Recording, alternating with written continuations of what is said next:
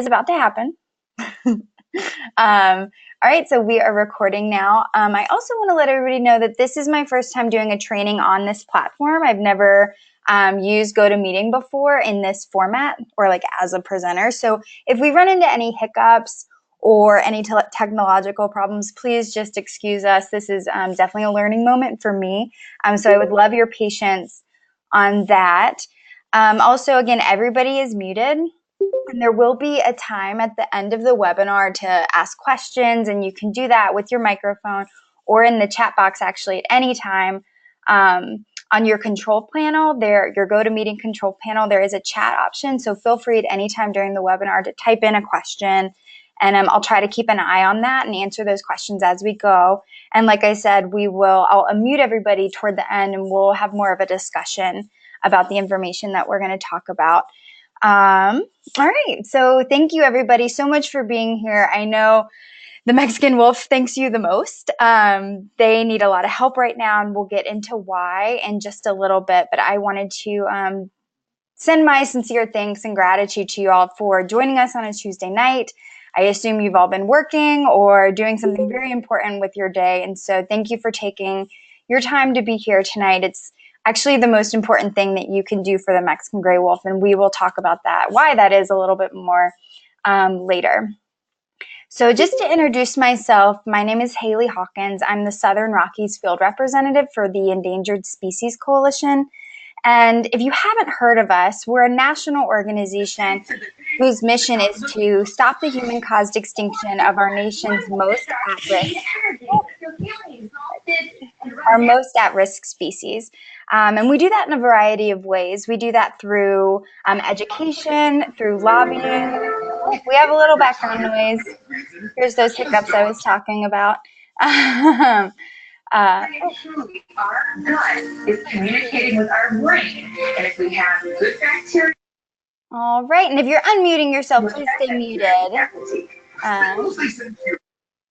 As we move along to make sure that there's no background noise on the webinar. So we carry out our mission in a variety of ways. We do that through education, through lobbying, but you know where our heart really where our heart really lies is in grassroots organizing and going to meetings like this with our constituents. So thank you so much for being a part of that and a part of our mission. And also Lobos of the Southwest, which is a group that works and does a lot of organizing for Mexican gray wolves. They were instrumental in making sure that this webinar happened and making sure all the packtivists know about it. I also want to thank Sandy with the Sierra Club, Amy, who is the new coordinator for Lobos of the Southwest, and Roz with Great Old Broads. And yeah, so I think thank you from all of us, and we'll get more into the meat of our presentation now. So we wanted to start with some introductions so we can kind of know who all's on the call, as well as kind of gauge your experience with the topic that we're going to be discussing tonight. So I'm going to unmute everybody in just a second. And if you would, please say your name, where you're from, and if you've ever attended a meeting with a decision maker before. And that could be a decision maker or a staff member.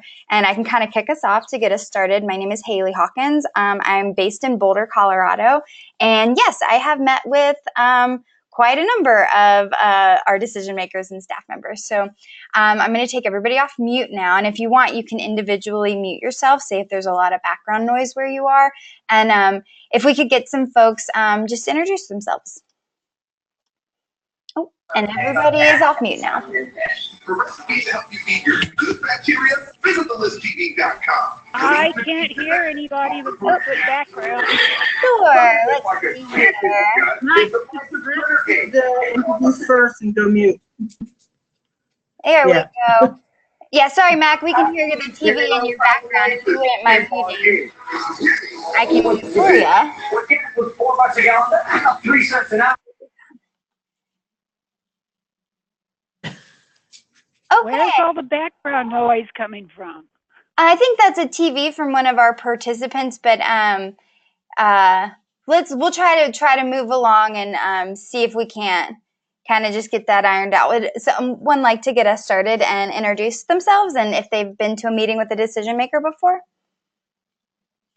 This is Billy Hughes, and yes, I have. We had about an hour with O'Halloran last year. Starters, you can't click on to avoid negative pages. Each time you start up, it uses a little bit. All right. Thank you, Billy. Would anybody else like to share? This is Ross, and I'm from Florence, Arizona, and I met with O'Halloran's staff in Casa Grande a couple years ago, and then I have met with state legislators. Thank you, Roz. This is Donna in Flagstaff, Arizona, and I have not ever met with a decision maker or staff. Oh, wonderful. This is going to be the best webinar ever for you. Read to just the pages you need and use your printer's version of the simplified. Okay, can we have someone else introduce themselves? Hi, my name is Danette Kennison. I live in Prescott, Arizona, and I have never attended a meeting with you before or as a decision maker or a staff member. So I'm excited. Woo! Yay, thank you.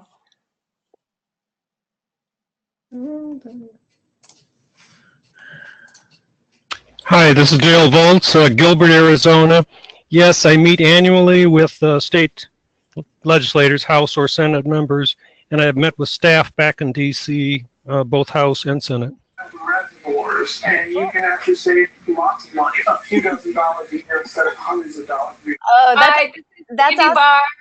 I'll shout over the top of the TV. It'll be just like a way that. I'm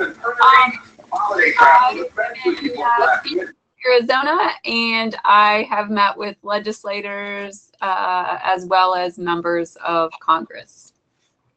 Awesome. Thank you both. That's so exciting. It sounds like we already have some great wisdom in the room that hopefully y'all can share a little later. All right. Anybody else that would like to introduce themselves? Hi, this is Cynthia from Scottsdale, Arizona, and I have not met with a decision maker or staff yet. Perfect.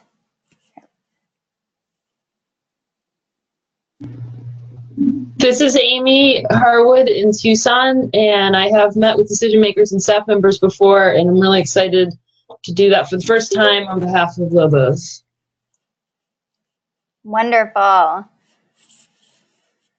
Are we missing? Oh, I might add, this is Billy, and I live in wolf country. In fact, I had wolves probably 2 months right outside my door. I am so glad that you said that. It is so cool.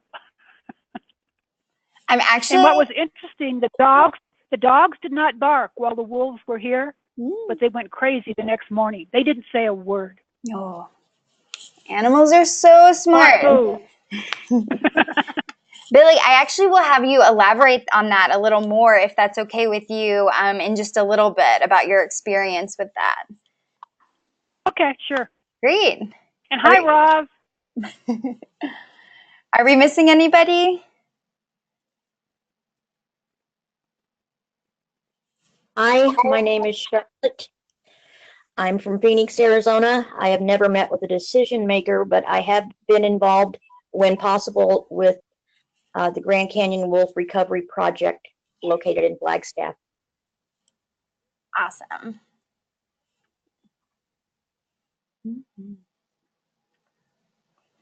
All right. Does anybody else need to introduce themselves?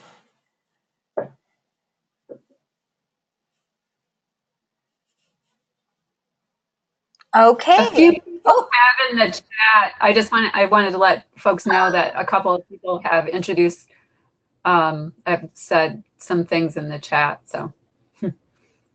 Thank you for helping me keep up with that. That's awesome.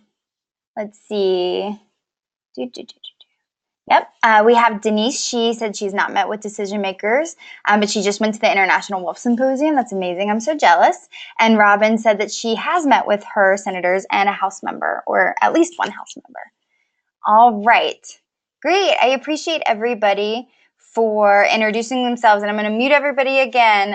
It looks like Unfortunately, we lost the participant whose TV was in the background. I was hoping he would be able to talk to us. But all right, so I have muted everybody again. I'll keep a better eye on the chat now. But next, we're going to kind of go into a little bit about the current state of recovery for the Mexican gray wolf. And I asked Amy, the new coordinator for Lobos of the Southwest, to kind of give us a little update on, just kind of what's happening and what's been going on. So I'm going to unmute Amy now, and we'll hear from her.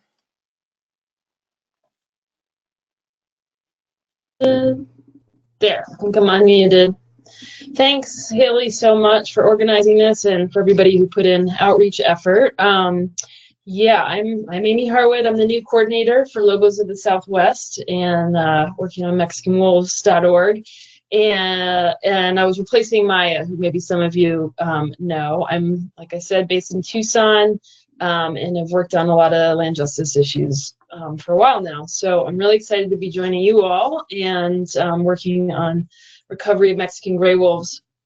So I have spent time in Lobo country and love going on long walks in there, but I am new to the issues facing Mexican gray wolves. So if you're new like me, I'll kind of start with some basics.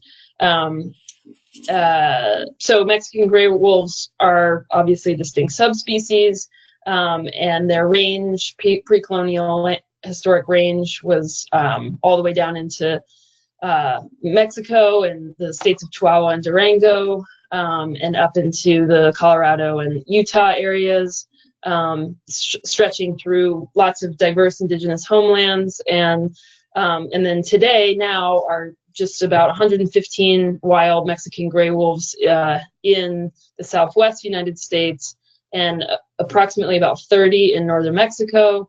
In the U.S., they're largely in the Gila Wilderness in New Mexico and contiguous Blue Range primitive area in southeast Arizona. There's also been releases on the Fort Apache Reservation, and the White Mountain Apache Tribe is a partner in wolf recovery as well. So the Mexican gray wolves got endangered species protection in 1976, but weren't brought back into the wild until 1998. And so if some of the agency stuff is sort of new to people, the endangered species listing puts wild lobos in the stewardship of the U.S. Fish and Wildlife Service, which is a federal agency in the Department of Interior. And then there's also state agencies that have a lot of significant input on the recovery plans that come out. So in Arizona, that's Arizona Game and Fish Department. And in New Mexico, it's the New Mexico Department of Game and Fish.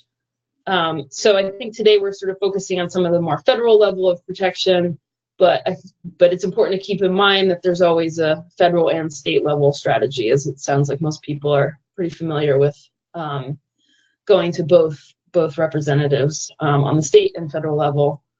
And so some of the issues that we're going to be talking about that we need to be tracking, particularly now, are genetic diversity and the need for more releases of captive wolves into the wild, the impacts from hunting traps, illegal killings and ongoing pressure from ranchers when cattle and sheep are occasionally lost to wolves. And then obviously probably the most threatening to the loss is the loss of endangered species protection altogether. And then I'll just sort of quickly wrap up with probably some of you participated or were aware of the public hearings that went on about a year ago around the proposal for a new wolf recovery plan.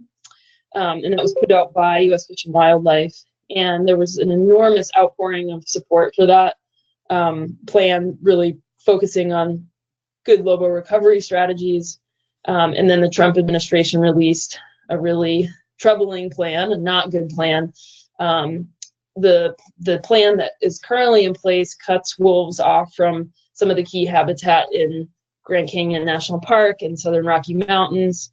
It puts really low population targets that scientists have already determined are not adequate for stability of the population. And then the plan doesn't respond at all to the isolation factor caused by the militarization of the U.S.-Mexico border wall. So we have this sort of roadmap in front of us that kind of leads us towards extinction of Mexican gray wolves.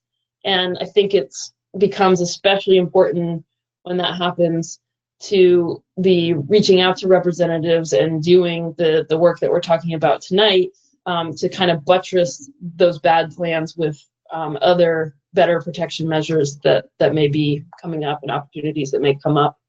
Particularly after the results from last week, I think there's some real opportunities. So I am really looking forward to continuing my own learning about these remarkable animals, and I'm hoping to cross paths with each of you in Congress soon, in the halls. And I guess with that, I'll just turn it back over to Hailey. Thanks again.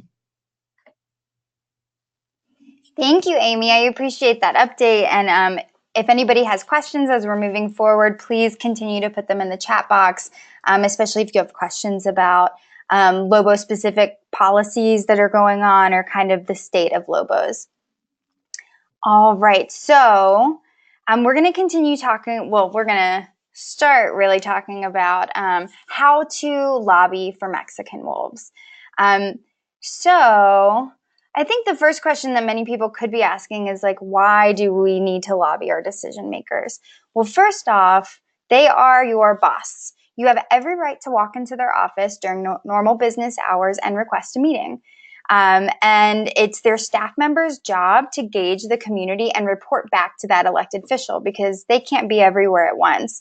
So it's their responsibility to gauge the community and share that information with their elected official, with their boss. And the next reason why it's so important, and we have statistical information to back this up, is because direct constituent interactions have the highest positive influence on lawmakers' decisions. And we know that because the Congressional Management Foundation surveyed congressional staff in 2015, and they found that 94% of staff members said that in-person meetings with constituents have the most positive direct influence on that issue. So that's the highest out of all the different categories, whether you're looking at like sign-on petitions or form emails or letters to the editor or anything. Direct constituent meetings had the highest form of positive influence. And now we'll relate that to, make sure I have my numbers right. We'll relate that to phone calls. So phone calls had a 84% of staff members said that phone calls have a positive influence. And then email messages have 56%, whereas staff said that they had positive influence. So all these things do have positive influences, but these in-person meetings where you have to take off work and you have to actually physically be there, that takes a lot of work, and it's really hard, especially in our society when we're all so busy. And so that really sends a message to our decision makers that you really care. So that's why we're talking about this, and that's why we're asking you to go to these meetings as a really positive tactic that we can use to help Mexican gray wolves. And I do want to mention that say it's really challenging for you to get to a meeting. Maybe you live in a rural area or your closest congressional office is many hours away, and that's not something that you could do regularly.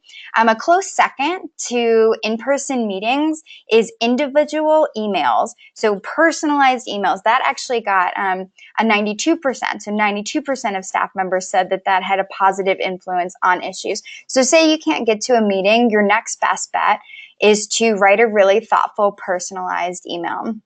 But please go to meetings because they have the number one positive influence on our staff members.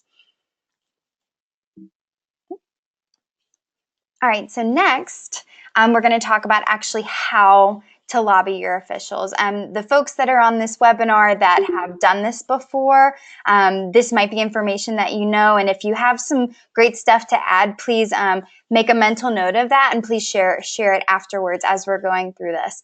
And I want to also say that, especially for folks that haven't done these meetings before, they can be kind of scary and they can create like a little bit of anxiety. I remember my first meeting was with Senator Bennett's office in Denver, and I was super duper nervous.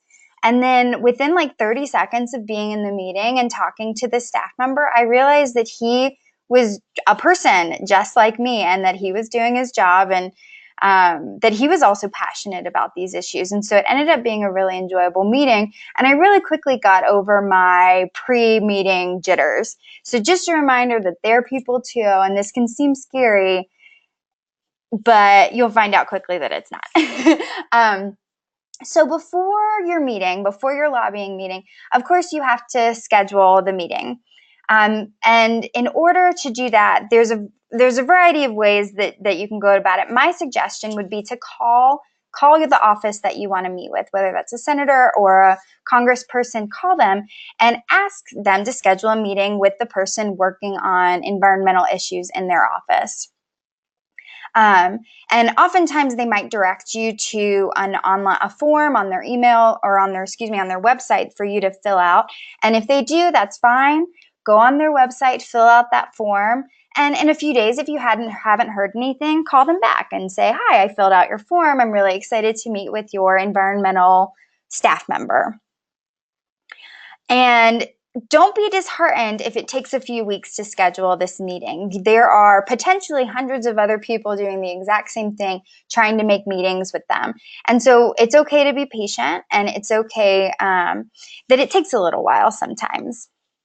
The next thing that you're going to want to do is get informed on the issue that you want to talk about. And it would even be really beneficial for you to do a little research and know where the elected official that you're meeting with, know where they stand on the issue before you go in. This can help you develop your messaging and in a way that might sway that particular decision maker. For instance, a couple months ago, I met with Senator Gardner's staff in Colorado. And if you don't know, Senator Gardner is a Republican, and he hasn't voted very well on the Endangered Species Act issues. So when I went in with my constituents that were coming with me, my partners in crime, we made a point to talk about what things might sway him. And we were thinking like, well, maybe jobs would sway him, or maybe the economy would sway him. So we made it a point to say that protecting the environment increases jobs. And that's from the perspective of, say, the outdoor recreation industry, which a bunch of great numbers have just come out that it provides billions of dollars to our economy nationwide and hosts hundreds of thousands of jobs. Actually, at least in Colorado, it hosts more jobs than the oil and gas industry. So that's huge. So we made a point to say that because jobs are very important to his platform. And by doing a little research, we knew that that was the case. So we could make sure that we included that in our messaging. And the last thing I would suggest is, if you have a friend that's interested in these issues also, invite them to come along with you. There's strength in numbers. It might also help you be a little less nervous to have a friend with you. And you would give someone else the opportunity to help protect Mexican gray wolves. All right, so at your meeting, you've scheduled it, you're there, you're sitting down at the table, the staff member comes in, you shake their hand, and the first thing that I would suggest you do is thank them. Thank them for their time. And in your research, if you have found that that decision maker has recently done something good, like maybe introduced a great bill or voted on something in a way that you support, make sure to thank them about that. This does a couple great things. First, elected officials really don't ever get thanked. So it's really important to be that person for them. And then second, it lets them know that you're paying attention, which is really important because it shows them that you want to hold them accountable, whether that's for good or bad. Yeah. And next you're going to want to introduce yourself. I would say, and especially say you took off work to go to that meeting, make a point to mention like, hello, my name is Hailey. I took off work to be here. This is a really important issue to me. Thank you for seeing me. So make sure you say that. And then also mention, when you're introducing yourself, mention an identifier that makes you a little more memorable and unique. So you could say, I'm a teacher, I'm a doctor, I'm a scientist, I'm a veteran, I'm a student, I'm a mother. All of these things, share with them your unique perspective. And again, makes you more memorable and makes the issue more memorable. And the next thing you're going to do in this meeting is state your issue. You're going to say, hello, and I'm here today because I'm concerned about Mexican wolf recovery. Kind of want to come out and spell it out for them, make it really easy for them to understand. And I believe just before this webinar, I did, speaking of the issue, I did send everybody a handout that includes talking points and some easy ways to summarize the issue. And you can pull from those talking points as you're stating the issue. And next, this is the most important part of your meeting. You're going to want to tell your story. This is going to be the part of the meeting that they remember. So typically, well, let me say, your power doesn't come from facts and figures and being a policy expert, because I'm going to go out on a limb and say that there's probably no policy experts on this call, myself included. I'm not a policy expert. And so that's not where your power comes from. Your power comes from your story and your heart. And chances are that they're not going to remember a bunch of facts and figures that you spit out at them, but they are going to remember how you made them feel. So I'm really going to stress this, that your story is the most important part. And a really quick example of a story could be, and actually, Billy, in a little bit, I'm going to have you maybe give an example of what that story could be. But you could say, I live in Lobo country, and I get to see them very occasionally, and it's this really amazing experience knowing that they're out there in the wild, and it gives me solace and awe, and it's so important to me for you to protect them. That would be a very brief example of that. And again, Billy, I'll probably have you elaborate in a little bit if that's okay. The next thing I want to add is to make sure you listen and ask questions. You kind of want to follow the 50-50 rule here. Talk 50% of the time and listen 50% of the time. Also on that handout that I emailed everybody includes some examples of some questions you could ask to kind of keep the conversation going, especially if the person you're meeting with isn't very talkative, and you can kind of draw it out of them a little bit. And then you're going to end with your ask. And the ask is what you want the member of Congress to do or to commit to. And so your ask in this case will be, will your boss support Lobo recovery? It can be as simple as that, but it'll be important for you to try to get a solid yes or no on that, like a solid commitment from them. Because if you do that, again, you can hold them accountable, and you can reach out to them later if needed and say, hi, my name is Hailey, and I met with someone in your office a few months ago, and they said your boss would commit to Lobo recovery, but that's not what I'm seeing. Or on the other side, that could be, that's exactly what I'm seeing, and I want to thank you so much for doing what you said you were going to do. And then lastly, take a picture. You can see on your screen, this is a meeting that I had earlier this year with some really great folks. And we took a picture of the meeting, and to commemorate it. And on my next slide, I'll show you what else we did with that picture. All right, and this count goes to after the meeting. As you can see on the side of this slide, I took the picture and I made a tweet about it. I posted it on social media. And, you know, if you're not on social media, if that's not your thing, totally, totally cool. But I posted it on social media. For one, I think, you know, you never know how far the ripples of your actions can go. By posting it on social media and saying that we had a great meeting, you might inspire some of your friends to do the exact same thing. And by doing that, you can double, triple, quadruple your impact just by inspiring somebody to do the exact same thing that you did. Oh, looks like I just saw Sandy. She said that maybe folks can't hear me.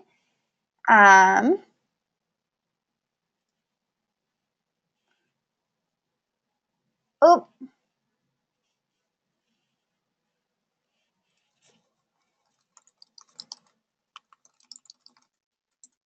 All right, I see that I am frozen.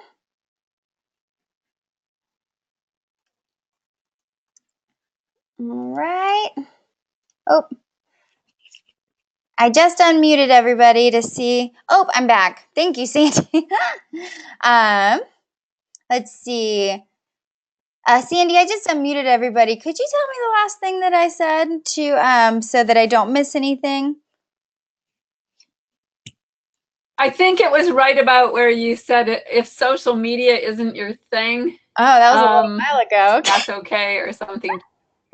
Perfect. Thank you, Sandy. I'll rewind a little bit, and please, thank you, Robin, and please, feel free to again hit the chat box if I freeze again. Hopefully, it won't happen. We've made it halfway through the webinar. So I was saying that if social media isn't your thing, that's totally cool. But if you are on social media and you do enjoy using it, I would encourage you to post that picture that you took at your meeting and make create a post that shows that you enjoyed the meeting and that it was really productive. And I'm suggesting that because we have no idea how far the ripples of our actions can go. There's a chance that Sound is gone again. There's this picture. Yeah, it's lonely here. Oh no. Yeah, she must have some issue with her internet connection there.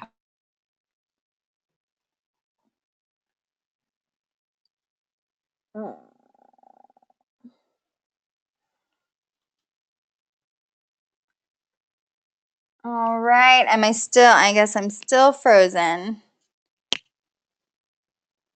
Well, that's a shame.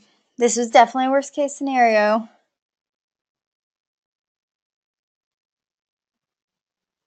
Let's see. Say something now. Oh, anybody? Hello? Yeah, now we can hear you. I'm sorry about that, everybody. Hopefully it won't happen again. I feel like that's the dangers of living in the mountains. Sure, Robin, we can try that. I will try. I'm going to turn off my my camera, and that might help my internet stay a little more faithful. Okay. So people can hear me still? Yes. Thank you very much. Thank you. Okay. Good suggestion. I'm glad glad you suggested that, Robin. Okay. Here we go. Yep. All right. So here we go. Onward.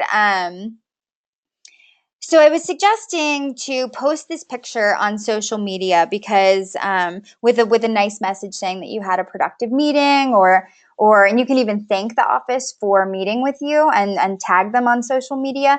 And I'm suggesting that because we have no idea how far the ripples can go. You can actually, by doing that, you could inspire somebody else to also make a meeting, and that could possibly double, triple, or quadruple your impact for Mexican wolves.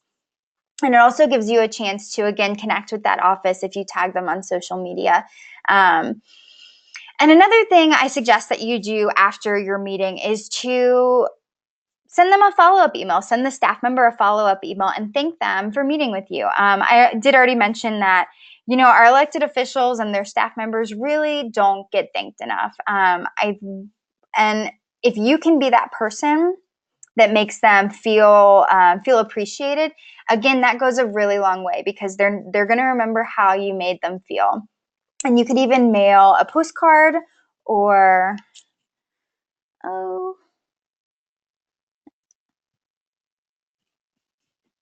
I see that I'm breaking up. You're really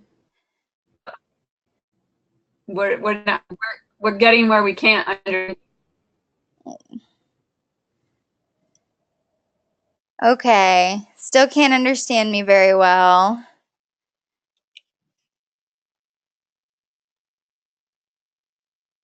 All right, I'll definitely remember this for next time. Thank you, everybody, for helping me troubleshoot this. Let's see, I can unmute y'all again. Lots of lag. Okay, thank you, everybody, for keeping me up to date on my internet status.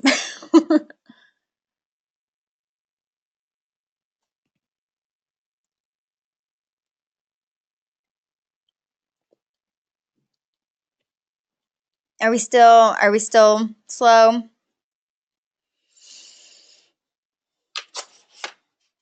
We can hear you now, but what happens is every few sentences it kind of breaks up. Okay.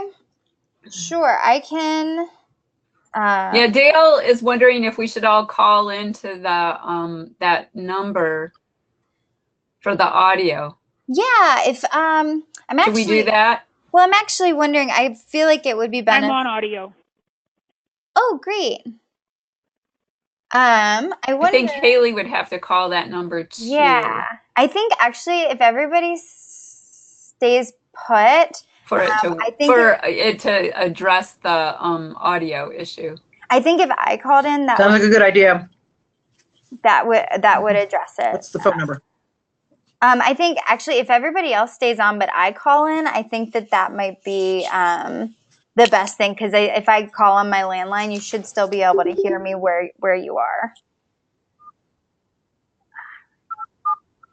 Yeah, and keep the video up though, right? Yes, yeah, I'll be able to keep the video up, exactly. All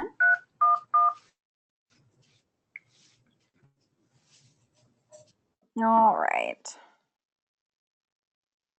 As soon as I find the number on my phone email.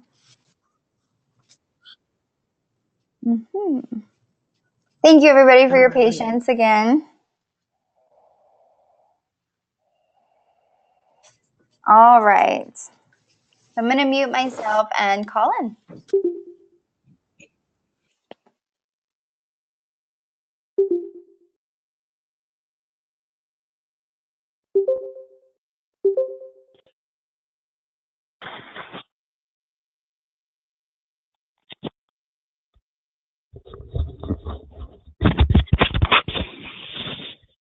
Hello, is anybody there?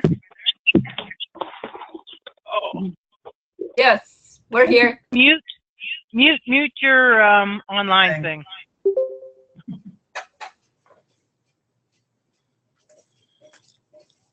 No, mute the online.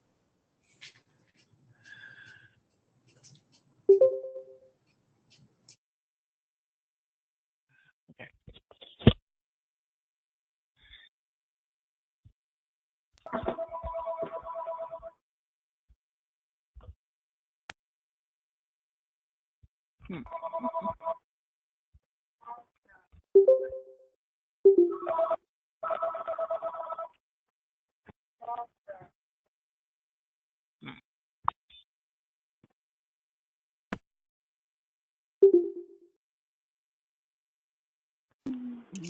Okay, everybody. It looks like me calling in wasn't really working, because then I couldn't control if I could talk on here or not. So I think I'm going to be a little faster as I go through these last few points, and hopefully we can make that work. Again, super sorry about the technical difficulties, and again, thank you so much to everybody for being patient.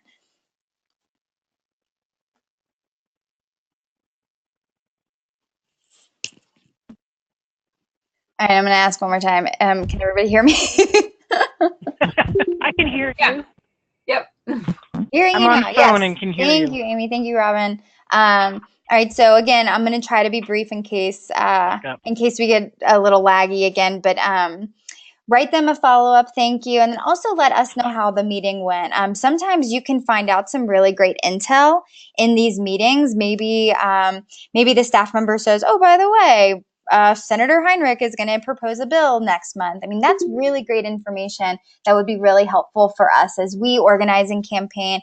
And so that could be like a really major takeaway for you in those meetings. So please let me, let Amy, let Roz or Sandy, anybody that you know and work with, let us know how the meeting went. Right. And then just some last minute important tips to be professional and respectful and truthful.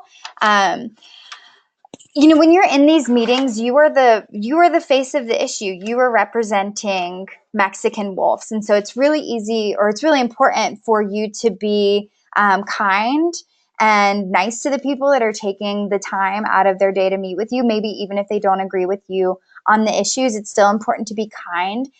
So I suggest dressing comfortably and professionally, and then also be truthful. It could be say a staff member asks you a question and you don't know the answer to it. It's 100% fine for you to say, I don't know, but I'll get back with you. And actually, I was in a meeting, I think in August, and the staff member asked me a question about a bill. And, for the life of me, I knew the answer before the meeting. And then when he asked me, I just completely forgot. And so I had to say, you know what, Dan, I don't know the answer to that, but I would be happy to find out and email you later, which is exactly what I did. I got that information and I emailed him, and it provided me an opportunity to follow up with him and to continue the conversation with him. Because when it comes down to it, that's really what this is about, is building trusting relationships with these offices. All right, and then we're getting into the Lobo talking points. Maybe you're wondering what you're going to say in these meetings when you go, and that's why I sent you that super awesome handout. I would encourage you, if you want, print it out and bring it to the meeting. You can make notes on it, remind yourself to say certain things. And I will flag that it is a lot of information on that handout. And feel free to pull out the information that you think is most important for that specific meeting. As you're looking at the handout that I sent you, you're going to see at the beginning, there's some key issues that you can talk about and bring up. There's also some great talking points and supportive information that includes what are some of the benefits of Mexican wolves being in the wild, both economically and ecologically. And then it also gives you some great numbers of percentages of people that support Lobo recovery in New Mexico and Arizona. And then I also went ahead and wrote on there your ask for your decision maker, what you want to ask them to do. And then at the bottom, I have some ideas for questions that you could ask them to kind of keep the conversation rolling and keep them involved and maybe possibly get some intel from them. So I hope everyone can still hear me. And I think we're going to move into some questions because I just kind of threw a lot of information at everybody really quickly. And I would love to open it up for questions and see how people are now feeling about going to meetings like this.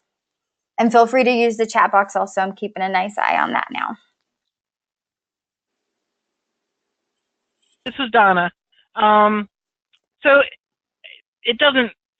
does it really matter whether you speak to your actual representative or one of their staff members? And do you do anything differently with either one? I'm so sorry. Could you repeat that? I missed the first part of your question. Does it matter whether you speak to an actual representative or one of their staff members? And do you approach each one differently?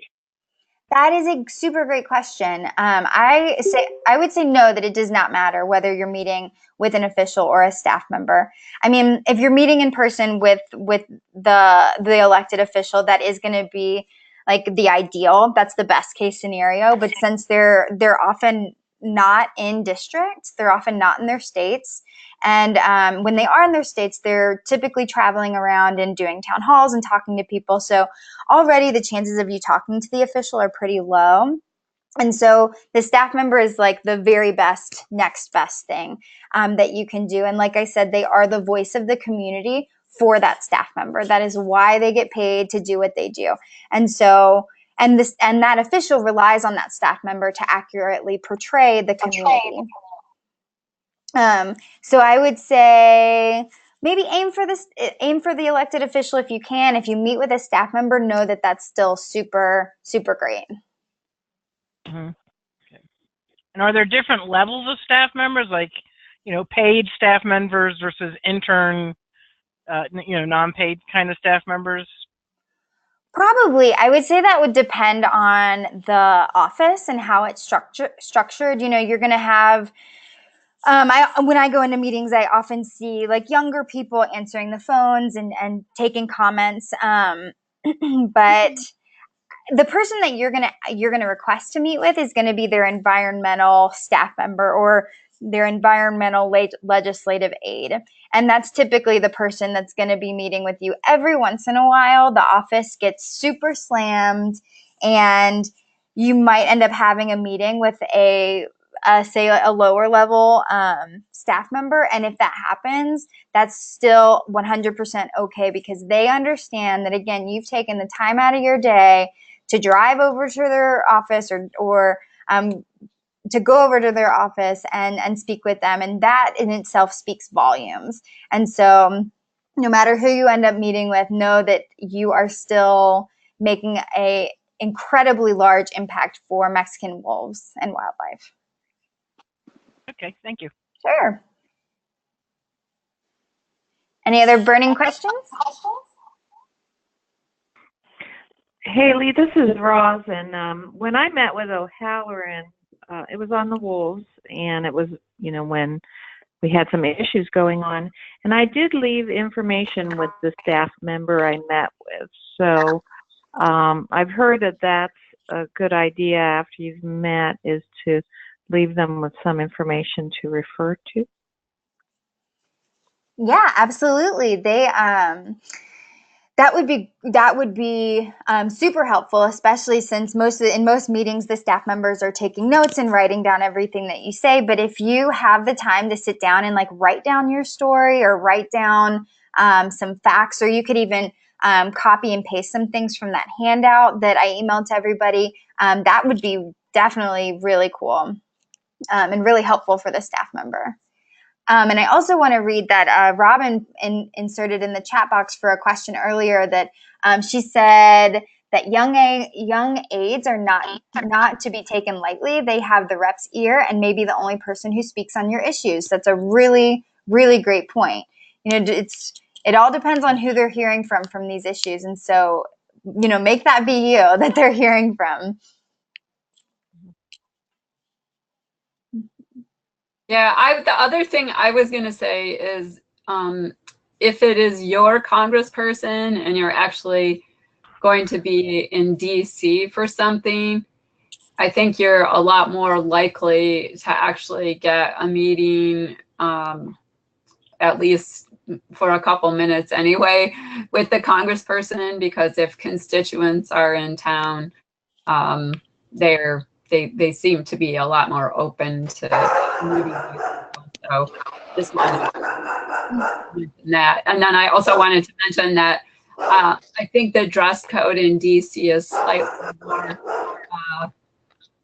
slightly more formal than you're meeting with congresspersons in Arizona, for sure. So, I mean, you still want to dress neatly, but it's a little bit more formal, I think, in DC. Mm-hmm. That's a good clarification. And just a heads up for everybody, everyone is unmuted so that we can talk more. But if you would like to, you can still mute yourself. Say if there's some background noise, there's a little microphone, a green microphone on your control panel. If you click that, you'll be muted, and then you can unmute yourself. I do want to say, so Sandy already kind of was speaking on it a little bit, but I see Robin put in the chat addressing the differences between meeting in district versus on the Hill in DC. And I was wondering if, Robin, if you wouldn't mind sharing some of those differences with us. I'm taking myself off mute. Can you hear me now? We can hear you. Awesome. Okay. So I have gone to DC twice, specifically to lobby my congressperson about environmental issues. And the last time I actually did. Who's my name is Robin Richards. I've worked with the Mexican Wolf Recovery Group here in Albuquerque, New Mexico. I was a good friend of Maya, who was the previous person who was sort of in charge here. I know Maya. Mm-hmm. Nonetheless, so it's just to give you guys a little bit of a heads up. Speaking to the House members or the senators in their offices in Washington D.C. is a whole different ball game than speaking to them here, either in one of their constituent offices here, like in Albuquerque or, Las Cruces or whatever, Santa Fe, Taos, wherever, or, some other more, informal place where you might be able to catch them with a 5-minute, what I call an elevator speech, which is basically the same thing that she gave us, except for it's real condensed, like, hey, hi, this is me, here's my ask, you know, et cetera, here's my really short story, please do this for me, et cetera. You know, I got to use one of those on Cory Booker one time, literally in an elevator when I was in DC, and you know, so some of these things, you know, you can, it's much more intense if you go to them where they, I think of it as where they live, because, you know, they say they live here, you know, but technically in their mind, I think that they live in Washington, you know, where the big boys are playing and rolling, and I feel like it's they take it a lot more seriously if you're actually coming to them versus, you know, seeing them in somewhere nearby your own home. So if you decide to do that, keep in mind it's a different thing. It's not just you know, it's not just more formal, but it's also you know, you're competing with a lot more different groups who are vying for their attention. So if you are interested in doing that sort of thing, definitely get in touch with whoever you're, you know, who is, you know, someone who's either done it before, or, you know, someone who can help you, who's done, like, you know, one of our organizers here to give you a little bit of guidance as far as, you know, here's some prep for, you know, not only how to get around the town, but how to address them in a way that may get their attention a little bit more than just sort of, you know, sort of the informal feeling that you might get just, you know, popping into one of their offices here in town. So I guess that's all I have to get across, is that it's a very different feeling doing it in, you know, in the different places that you might see your senators or whatnot, but hunt them down wherever you can find them. I'm not kidding, you know, go to, like, you know, like openings of libraries, go to, like, you know, go to places like this. Like, Senator Heinrich loves to go on hikes with his constituents. If you get on his list, his mailing list, you might be able to go on a hike with him. And then you have his ear, and you can be out in there and you can be talking about wolves. And it's just like, I mean, it's just great. So there's lots of places to be able to talk to them, but they're all different. So prepare in your mind, you know, where you're going to and what you're going to talk about. And that's all I have to say. That's such great advice, Robin. Thank you. And I do want to, Sure. Robin, I didn't forget about you. Everybody, Robin posted a question more towards the beginning of the webinar, asking if there was any specific legislative attacks on the Lobo right now. And I can quickly say that there's nothing that we are too worried about at this time. HR 424, which is some delisting legislation out of the House right now. That was introduced, but it's not really moving. That would have affected Mexican gray wolves. I will say that there is some other legislation moving that would delist it's different legislation that would delist gray wolves in the lower 48, but that specifically says not Mexican wolves. So still bad, but not affecting Lobos. And something else that we are keeping our eyes on is that congressionally, U.S. Fish and Wildlife Services has been mandated to do a specific study to confirm that Mexican wolves are a distinct subspecies, and also this mandate is forcing them to do the same study on red wolves. So all wolves are being targeted right now. But so U.S. Fish and Wildlife Service is in the process of confirming whether red wolves and Mexican gray wolves are in fact distinct subspecies of Canis lupus, and we know that they are. That's part of our messaging, especially the Mexican gray wolf is the most distinct subspecies of gray wolf in the world, and that's really important messaging. But again, it's just another way that they're trying to delegitimize the Mexican gray wolf and make excuses for not recovering them. So that's my little update on that legislatively. Those are really the only things in terms of Lobos that we're keeping an eye on. I am definitely seeing that we have about 4 minutes left in this webinar, and I wanted to go back to Billy if she's still on the phone. I think we might have lost her. I was hoping that. No, I'm here. Oh, I'm yeah. here. Can you hear me? Yes. I just can't go online. My password program crashed on me, and I can't get on.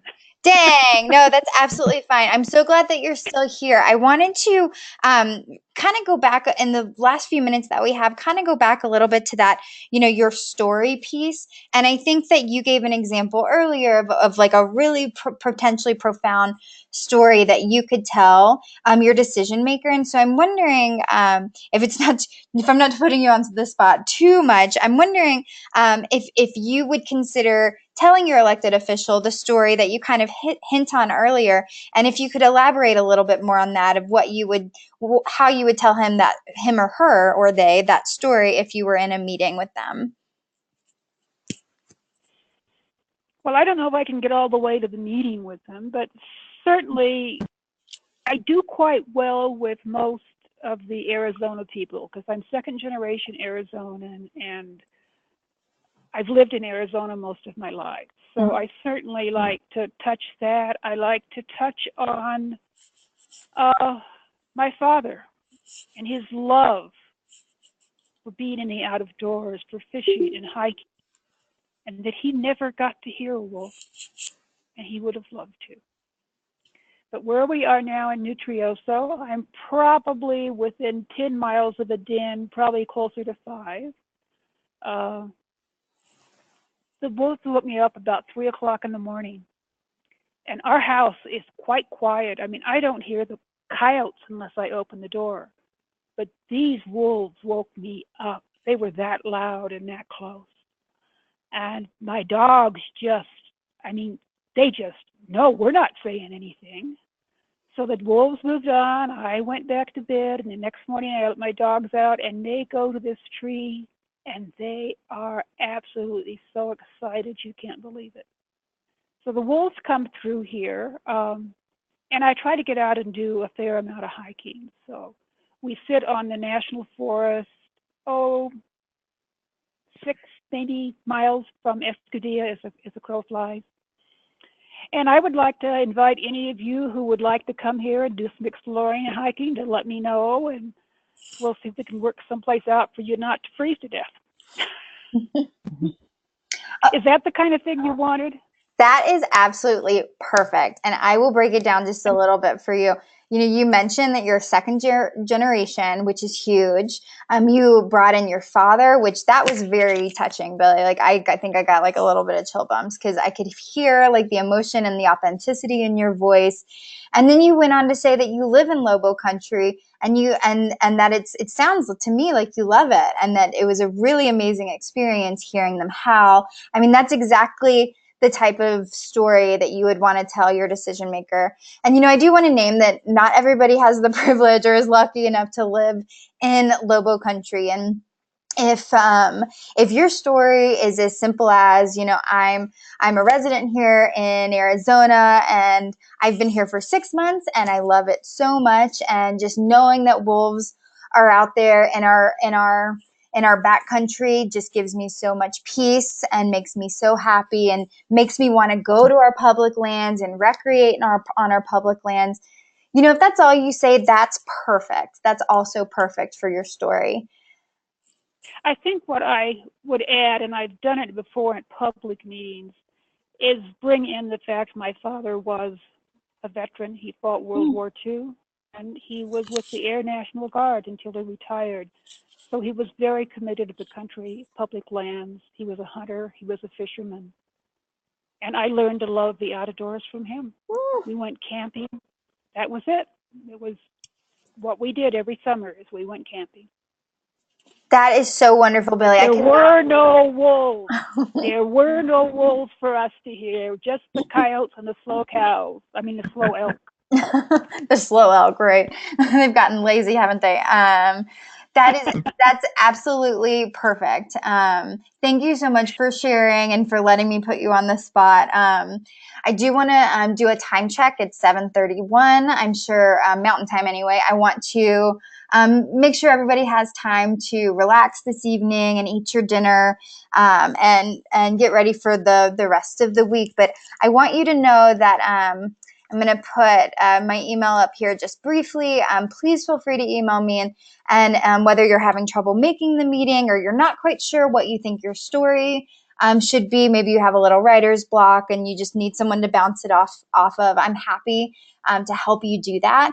And again, I really want to hear how your meetings go. And, we just had the election. We have some newly elected officials, both in New Mexico and Arizona, that really need to hear about these issues. And hopefully they hear from you first. Excuse me, their session is going to start in January. And so I really would encourage you, you could even reach out now if you want. Well, actually, now might be a little challenging getting a hold of them. But I would really encourage you to have your meeting in January if possible. Because I'm sure that they're still kind of getting everything set up. But I would encourage you to meet in January, be the first person to talk to them about this issue and really stand in their mind. And that's really going to make a huge difference for the Mexican gray wolf. So thank you, everybody, for joining us. Thank you. Yeah, thank you. Thanks, Hailey. Yay! Thank you, Hailey. Have a good night. Y'all have a wonderful night, too. Bye, everyone. Bye. Thank you. Goodbye.